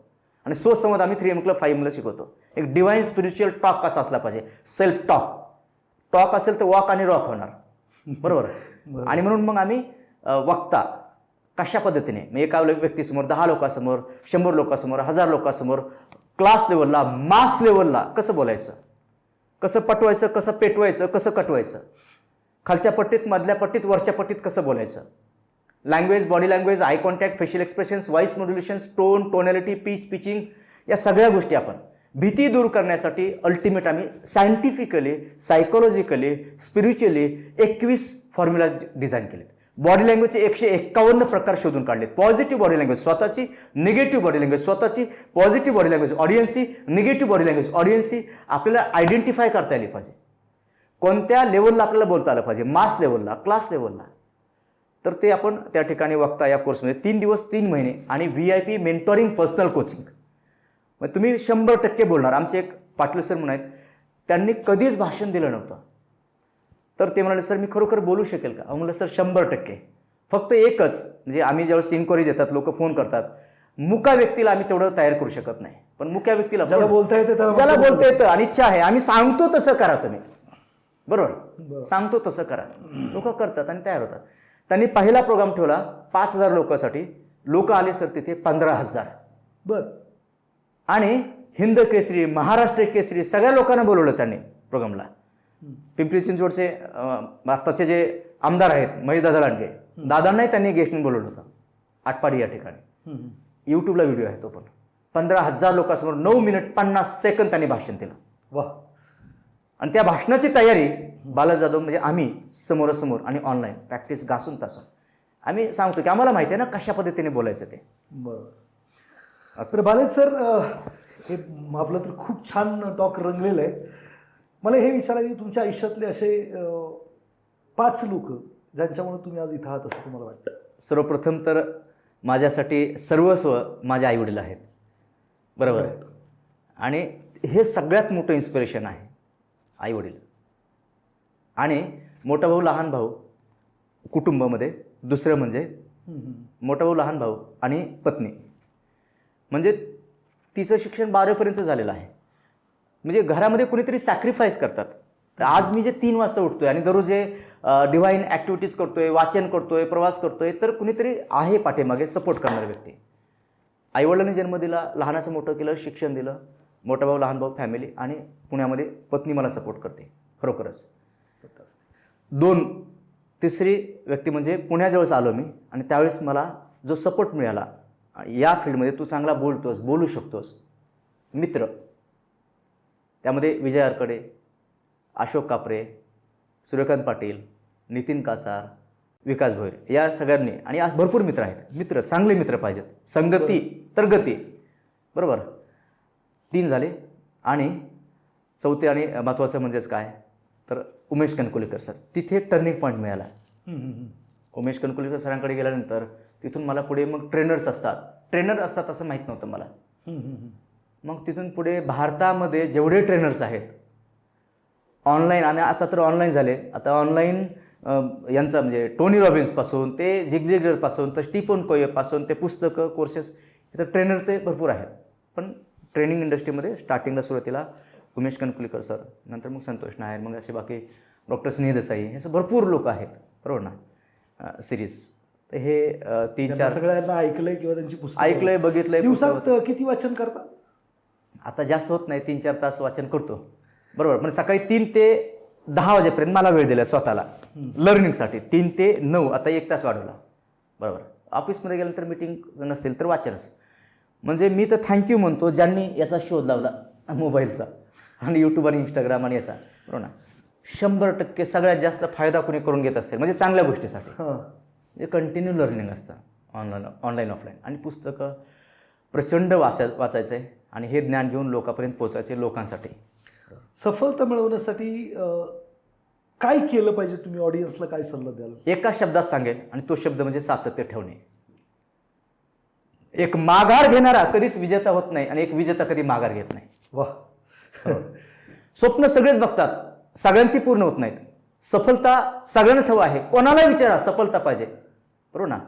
पण सफलता मिळवण्यासाठी ज्या गोष्टीसाठी आपण जी गोष्ट पकडली किंवा ठरवली आपण, मग ही गोष्ट सुरुवातीला ठरवल्यानंतर लोक काही दिवसांनी, काही महिन्यांनी, काही वर्षांनी गिवअप करतात, माघार घेतात, थांबतात. Never give up attitude. मिळवेपर्यंत करत राहायचं, आणि मिळाल्यानंतर आपण एवढं इन्स्पायर करायचं लोकांना, तर लोकांचे आपण इन्स्पिरेशन झालं पाहिजे. वा. आणि कोणी कौतुक करावं, टाळ्या वाजवावं म्हणून नाही, बरोबर. पण सफलता मिळवण्यासाठी सातत्य हे कोणत्याही बुद्धिमत्तेवर मात करतं. सातत्य, consistency can beat any talent in the world. Continuity of perfect practice on daily basis is the secret of success. सतत सातत्याने. लोक म्हणतात बालाजी सर आम्हाला तुमच्यासारखं बोलायचं आहे, बरोबर. 15 वर्ष घासलेत ना, बरोबर. एवढे रिजेक्शन सहन केलेत. हां, म्हणजे हॉलमध्ये मारामारी चालू आहे, त्या लोकांना आपण, बरोबर ना, की म्हणजे पाठीमागे गोंधळ चालू आहे, तिथे पण आपण त्या लोकांना शांत करू शकतो. केलेलं आहे, म्हणजे अनुभव आहे. पुस्तक वाचल्यामुळे, कोर्सेस केल्यामुळे, लोकांच्या मुलाखती घेतल्यामुळे, आणि सतत सातत्य रोज. म्हणजे व्यायाम करायला सुरुवात केली 1994 सालापासून. घरच सर आणखीन त्यांना भेटलो नाही. सकाळी 4 वाजता यायचे, तळपायाला म्हणजे छडी मारायचे आमच्या 36 मुलांना हॉस्टेलमध्ये, आणि सकाळी 1 तास पाळवायचे. मी त्याच वेळेस ठरवलं की मी मरेपर्यंत 100 वर्ष, 125 वर्ष जगायचं, मरेपर्यंत व्यायाम करणार मी. आजही 1994 पासून रोज 1 तास फिजिकली स्ट्रॉंग. म्हणून तर सकाळी 3 ते रात्री 10, 11, 12 पर्यंत एनर्जी टिकून राहते. सातत्य आहे. लोक मध्य प्रदेश वाटतो म्हणजे बरोबर, मी कोणाविषयी बोलत नाही बरोबर, पण जनरली बरोबर ना. हां, मग मध्य प्रदेश वाढतो. तर हे एकदम वाढत नाही, हळूहळू वाढतो, एकदम कमी होणार नाही, हळूहळू कमी. पण हे जर फिजिकली स्ट्रॉंग असेल तर व्यायामात सातत्य, सफलता आहे ना. आरोग्य म्हणजे सफलता. आज तुम्ही लाखो लोकांना म्हणजे ट्रान्सफॉर्म करतात आर्थिक शिक्षण देऊन आणि त्यांना एका लेवलला घेऊन जात आहात. तर स्टेप बाय स्टेप म्हणजे तुमचे शब्द आहेत, म्हणजे सातत्य इन्व्हेस्टमेंटमध्ये, आर्थिक शिक्षण घेऊन डिसिजन घेऊन सातत्य, बरोबर ना. त्यामध्ये पण हेल्थ, वेल्थ, सक्सेस, जे स्वप्नाची यादी केलेली आहेत. दरवर्षी दिवाळीला किराणाची यादी करतात लोक. दरवर्षी आता लोक हुशार आहेत, समजदार आहेत की डिसेंबरमध्ये यादी करतात की जसं 23 संपला, 23 डिसेंबरमध्ये लोकांनी यादी केली की यावर्षी मी हे करणार, म्हणजे पुस्तक वाचणार, वर्षातून 10 पुस्तकं, 12, 50 जे काय असेल, एवढं उत्पन्न कमवणार, कर्जमुक्त होणार किंवा नवीन काहीतरी गाडी घेणार, जगाचा प्रवास करणार, काही जे असेल ते. पण ठरवतात, सातत्य नाही. म्हणून सातत्य हे सगळं सोडून देतात. म्हणजे हेल्थ, वेल्थ, सक्सेस आणि हॅपीनेससाठी, सगळ्या गोष्टीसाठी सातत्य हे ब्रह्मास्त्र आहे. जेवढे यशस्वी लोक झाले पृथ्वी तलावर त्यांनी सातत्य ठेवलं. जेवढे अयशस्वी आहेत किंवा फेल्युअर आहेत किंवा त्या म्हणजे ध्येयापर्यंत, डेस्टिनेशनपर्यंत पोहोचले नाही, तर त्यांनी सातत्य ठेवलं नाही. आणि सातत्य पण योग्य दिशेने. म्हणजे मला जायचंय दिल्लीला आणि गाडी चालली बीडला, आपल्या पुस्तकातच वाक्य आहे बरोबर ना. तर कधीच दिल्लीला पोहोचणार नाही. म्हणजे काय म्हणतो आपण त्याला, जायचं आहे दिल्लीला, गाडी चालली बीडला, दिल्लीला पोहोचणार नाही. पोहोचणार बीडला गेल्यानंतर कळतं, अरे हे बीड आले, दिल्लीला जायचे, पण वेळ गेला ना आयुष्यातला. बरोबर. म्हणून सातत्य, बस बोलण्यासारखं म्हणजे मुद्दे भरपूर आहेत यशस्वी होण्यासाठी, आम्ही तेच शिकवतो. बरोबर. TLT नावाचा जो प्रोग्राम आहे, टोटल लाईफ ट्रान्सफॉर्मेशन, नखशिखांत वर्तनात परिवर्तन, म्हणजे तळपायापासून डोक्याच्या केसापर्यंत, केसापासून ते तळपायापर्यंत, नखापर्यंत, आउटर व्ह्यू आणि इंटर व्ह्यू, क्या छपा है और क्या छिपा है, काय लपलंय आणि काय छापलंय, हे बाह्य व्यक्तिमत्व इट मॅटर्स ओनली 5%. गुण यशस्वी होण्यासाठी, जर तुम्ही सफलतेसाठी गुण, आणि गुण असेल तर तयार होतो गुणधर्म. बरोबर. जसं भगवद्गीतेमध्ये एक सुंदर वाक्य आहे 525 पानावरती 16व्या अध्यायामध्ये भगवान श्रीकृष्ण अर्जुनाला सांगतात, हे अर्जुना, हे कौंतेया, हे भारता, जीवनात जे पाहिजे, जे सफलता पाहिजे, जे यश पाहिजे ते मिळवण्यासाठी हा श्लोक, हा गुण म्हणजे गुण विकसित कर. म्हणजे कोणते गुण? अभयम, सत्व, संशुद्धी, ज्ञान, योग, व्यवस्थिती, दानम, दमच, यज्ञच, स्वाध्यायस्तप, आर्जवम, अहिंसा, सत्यम, कृती, त्याग, शांतिर, पैशुनम, दया, भूतेश्व, लोलुत्तम, मार्दविहीर, चापलम, तेज, क्षमा, धूर्ती, शौच, मधुनातिमानिता, भवंती संपद देवी मविजातस्य भारता. हे भारता, हे कौंतेया, हे अर्जुना, तुझ्यामध्ये हे सद्गुण आहेत, तुझ्यामध्ये सत्गुण आहेत, तुझ्यामध्ये ईश्वरीय गुण आहेत, तुझ्यामध्ये संतांचे, भगवंतांचे, महान व्यक्तींचे हे गुण आहेत. या गुणांचा विकास कर आणि सर्वांगीण विकास करून जीवनाचा उद्धार आणि उत्कर्ष कर. म्हणजे हे गुण विकसित झाले पाहिजे. असे 26 गुण, असे मग गुण, मग नंतर सवयी तयार केले पाहिजे सातत्य, म्हणजे यशस्वी होण्यासाठी. फंटास्टिक. तुमच्या आयुष्यातले असे 2 निर्णय ज्याच्यामुळे तुम्हाला वाटतं की ते फारच प्रभावी राहिले, त्यामुळे तुम्ही इथं आलात, असे 2 निर्णय? पहिला होता, इकडे जायचं होतं, पण इकडे गेलात म्हणून इथं आलात. फर्स्ट डिसिजन, आणि ते म्हणजेच काय, पुण्यात आल्यानंतर जी नोकरी सोडली, तो गुड. हां, नोकरी सोडली. नोकरी करणं वाईट नाही, पण नोकरीत अडकून राहणे, बरोबर, कम्फर्ट झोन. तर तो जो डिसिजन आहे तो टर्निंग पॉईंट ठरला. कदाचित तुम्हाला DEDला शिक्षकाची नोकरी नाही मिळाली हे वाईट त्यावेळी होतं, पण आजच्या तारखेला ते चांगलं झालं असं वाटतं. हो, म्हणजे जर मी आमच्याच गावात राहिलो असतो, मी माझे क्लासेस सुरू केले होते, माझ्या मित्रांनी करोडोची संपत्ती उभी केली गावाकडे. मधल्या दरम्यान ज्यावेळेस कोरोनाचा काळ होता, आर्थिक परिस्थिती एकदम डबघाईला गेले होते, कारण फिजिकल लेवलला आम्ही कामं करत होतो, भाषणावर ट्रेनिंग वगैरे, ते सगळं थांबलं होतं, मग एकदम मायनस टू मायनस आम्ही गेलो होतो. तर त्यावेळेस मग लोक सांगायचे क्लासेस केले असते, नोकरी केली असती तर दर महिन्याला जो काही पगार आहे तो मिळाला असता. पण वाक्य ऐकलं होतं, पगारमधून प काढा शिल्लक राहतो गार. बरोबर ना. हां, आणि बिझनेसमध्ये यश आहे, सक्सेसमध्ये यश आहे. त्यामुळे ते टर्निंग पॉईंट म्हणजे नोकरी सोडली आणि हेच करायचं. आपला जन्मच याच्यासाठी झाला आहे, मग हे करतोय. त्यामुळे आनंदाचे डोही आनंद तरंग, आनंदाची अंग आनंद. काय संदेश द्याल व्ह्यूअरला, काही संदेश द्यायचं? संदेशमध्ये स काढा, शिल्लक राहतो देश, देशासाठी काम करा, राष्ट्र प्रथम. बरोबर. तरुणमधला त काढा, खाली शिल्लक राहतं ऋण, म्हणजे समाजाचं ऋण आहे, देशाचं ऋण आहे, आईवडिलांचं ऋण आहे, मानव देह मिळाला आहे, ही किती मोठी गोष्ट आहे. म्हणजे महाभारतामध्ये युधिष्ठिरला प्रश्न विचारला, यक्ष प्रश्न, पृथ्वी तलावरील आश्चर्य काय, माणसाविषयी. त्यांनी सुंदर उत्तर दिलं, माणूस जगताना असा जगतो मी कधीच मरणार नाही, आणि असा मरतो की कधीच जगलो नाही. जन्म आणि मृत्यूच्या दरम्यान हे जे जीवन आहे, या जीवनाचं काही लोक माती करतात, काही लोक कचरा करतात, काही लोक सोनं करतात, आणि तुमच्यासारखे लोक परीस करतात. सोनं तर होतातच, पण परीस आपला स्पर्श झाला म्हणजे लोकांना आपल्या शब्दाने विचाराने की अनेकांच्या जीवनाचं सोनं होतं. एवढं सांगेल की जे जे जीवनात हवं आहे ते ते मिळतं. लगेच मिळेल असं नाही, बरोबर, टप्प्याटप्प्याने का होईना 100% मिळू शकतं. 100% करत राहा, सातत्य ठेवा, स्वतःवर काम करा. कुणी कोणावर काम करत नाही, कुणी कोणाला घडवू शकत नाही, कुणी कोणाला बिघडवू शकत नाही, सगळं आपल्यातच आहे, बरोबर. आणि म्हणूनच भगवद्गीतेमध्ये पण वाक्य आहे की जीवनाचा उद्धार आणि उत्कर्ष करण्यासाठी, सर्वांगीण विकास करण्यासाठी माणसाचा जन्म झाला आहे. आपल्यावर जबाबदारी आहे. जबाबदारी असेल आणि जाणीव असेल, जाणीव झाल्या की उणीवा निघून जातात, बरोबर.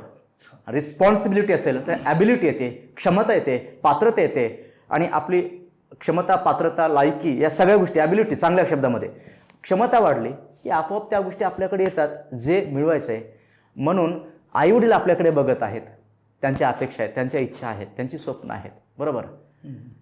पत्नी असेल, मुलं असेल, मित्र नातेवाईक आहेत, आणि एकदाच आयुष्य आहे, खूप मोठं काम करूया.